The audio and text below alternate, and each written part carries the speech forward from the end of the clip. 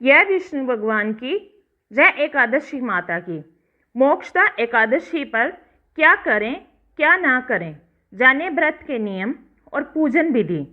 मार्गशीर्ष शुक्ल एकादशी को मोक्षदा एकादशी कहा जाता है। इसे मोक्ष प्राप्ति का दिन भी कहा जाता है।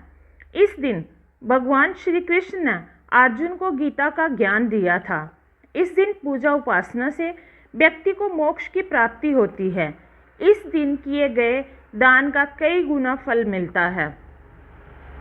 मोक्षदा एकादशी को बेहद ही शुभ फलदायी माना गया है। ऐसी मान्यता है कि इस दिन तुलसी की मंजरी, धूप, दीप, नैवेद्य आदि से भगवान श्री कृष्ण का पूजन करने से और व्रत रखने से इंसान के पाप एवं महापाप सभी नष्ट हो जाते हैं। साथ ही इस दिन को गीता जयंती भी मनाई जाती है, क्योंकि भगवान श्री कृष्ण ने कुरुक्षेत्र में गीता का उपदेश दिया था। हिंदू धर्म में कई तरह के व्रत और त्यौहार मनाए जाते हैं। इन सभी व्रत और त्योहारों का अपना अलग महत्व होता है। इन्हीं में से एक व्रत है मोक्षदा एकादशी का व्रत, जिसे भी काफ़ी महत्वपूर्ण बताया गया है। जो तो हिंदू धर्म में एकादशी के दिन को ही महत्वपूर्ण माना गया है, लेकिन मोक्षदा एकादशी सभी एकादशियों में बेहद पुण्यदायी मानी जाती है। अगर किसी इंसान से अनजाने में कोई गलती हुई हो और इंसान को उसका प्रायश्चित करना हो, तो उसके लिए मोक्षदा एकादशी से बेहतरीन दिन और कोई नहीं हो सकता। इस बार 11 दिसंबर बुधवार को मोक्षदा एकादशी है। इस दिन भगवान विष्णु की उपासना की जाती है और जो लोग इस दिन भगवत गीता के 11वें अध्याय का पाठ करते हैं, उनके कई जन्मों के पाप कट जाते हैं। कब है मोक्षदा एकादशी? जाने शुभ मुहूर्त, पूजन विधि और उपाय। हिंदू पंचांग के अनुसार मोक्षदा एकादशी इस बार 11 दिसंबर को मनाई जाएगी। एकादशी तिथि का प्रारंभ 11 दिसंबर को सुबह 3:42 पर होगी और तिथि का समापन 12 दिसंबर की रात 1:09 पर होगा। मोक्षदा एकादशी का पारण इस बार सुबह 7:07 से लेकर 9:09 तक रहेगा। मोक्षदा एकादशी पूजन विधि।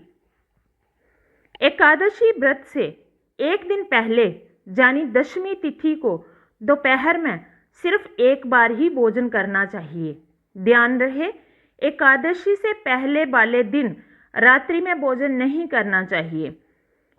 एकादशी के दिन प्रातःकाल उठकर स्नान करें और व्रत का संकल्प लें। व्रत का संकल्प लेने के बाद भगवान श्री कृष्ण की पूजा करें। उन्हें धूप, दीप, नैवेद्य इत्यादि अर्पित करें। इसके बाद रात्रि में भी पूजन और जागरण करें। अगले दिन यानी द्वादशी के दिन पूजा करें और उसके बाद जरूरतमंद व्यक्तियों को भोजन और दान दक्षिणा दें या किसी ब्राह्मण को भोजन कराएं और उसके बाद ही स्नान करके अपना व्रत पूरा करें। गीता का संपूर्ण पाठ या अध्याय 11 का पाठ करें।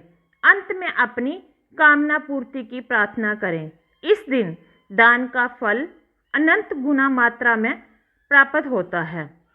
मोक्षदा एकादशी उपाय। मोक्षदा एकादशी के दिन शाम को तुलसी के पौधे के सामने घी का दीपक जरूर जलाएं। इसके साथ ही ओम वासुदेवाय नमो मंत्र का जप करते हुए तुलसी के पौधे के आसपास 11 परिक्रमा करें। एकादशी के दिन तुलसी के पौधे पर जल ना चढ़ाएं, क्योंकि इस दिन तुलसी माता निर्जला व्रत रखती है। मोक्षदा एकादशी पर भगवान विष्णु की पूजा करते समय पीले रंग के गेंदे के फूल चढ़ाएं।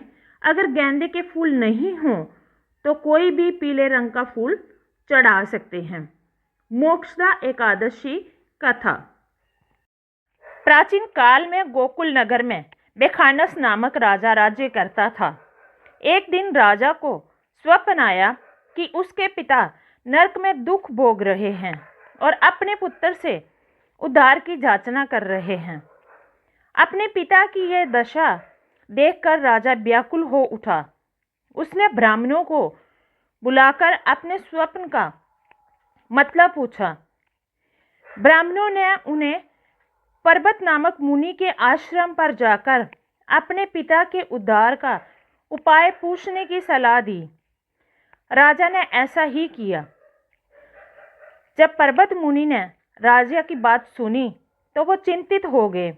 उन्होंने कहा कि हे राजन, पूर्व जन्मों के कर्मों की वजह से आपके पिता को नरकवास प्राप्त हुआ है। मोक्षदा एकादशी का व्रत और उसका फल अपने पिता को अर्पण करने से उनकी मुक्ति हो सकती है। राजा ने मुनि के कथनानुसार ही मोक्षदा एकादशी का व्रत किया और ब्राह्मणों को भोजन, दक्षिणा और वस्त्र आदि अर्पित कर आशीर्वाद प्राप्त किया। इसके बाद व्रत के प्रभाव से राजा के पिता को मोक्ष की प्राप्ति हुई। बोलो श्री विष्णु भगवान की जय।